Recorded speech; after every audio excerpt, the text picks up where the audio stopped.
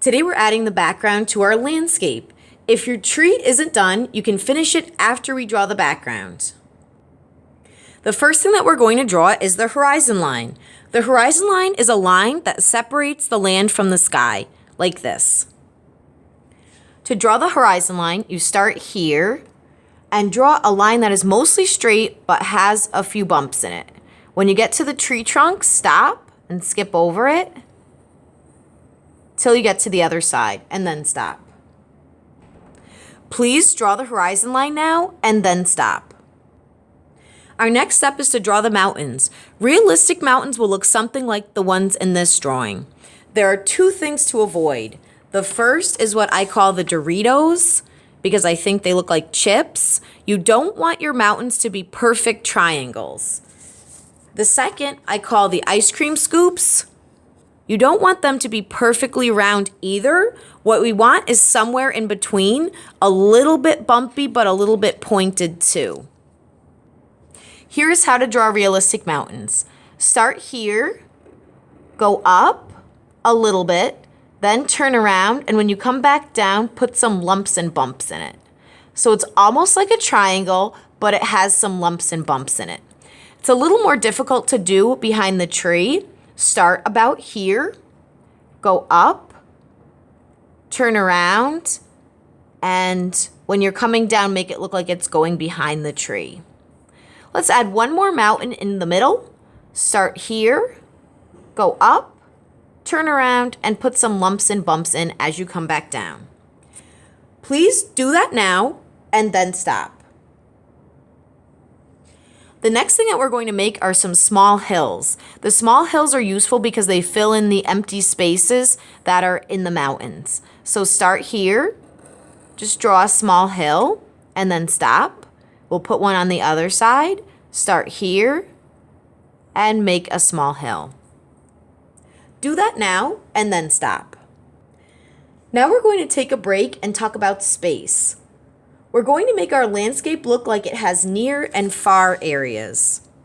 The rule for space is it's tiny at the top and it's bigger at the bottom. So if you have a road coming down your mountain, you can make it look like it's going back into space by making it tiny at the top and bigger at the bottom. We're going to look at a few examples in real life. How can you tell that this river is going back into space?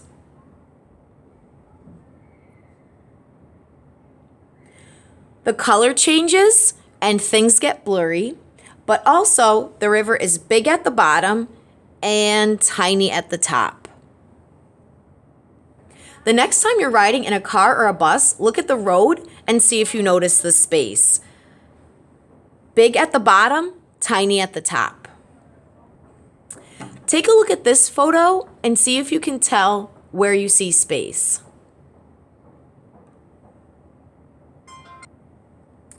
This landscape has space in the river. That might be something that you'd like to try on your artwork. It's tiny at the top, it's big at the bottom. Now we're going to show space in our landscape. It might look like this when it's done. You could draw a road or a river or even a waterfall. To make space, the first thing you do is draw a line.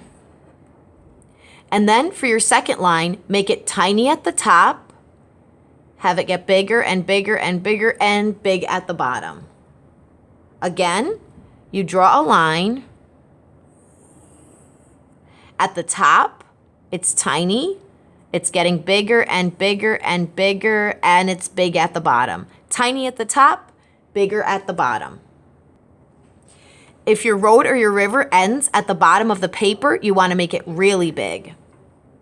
If you accidentally make it too narrow at the bottom, then you need to erase that and fix it. Let's look at this one more time. If I want a waterfall coming down my mountain, I draw a line and I follow the rule for space. Make it tiny at the top, bigger at the bottom, and I can draw a cloud of spray at the bottom.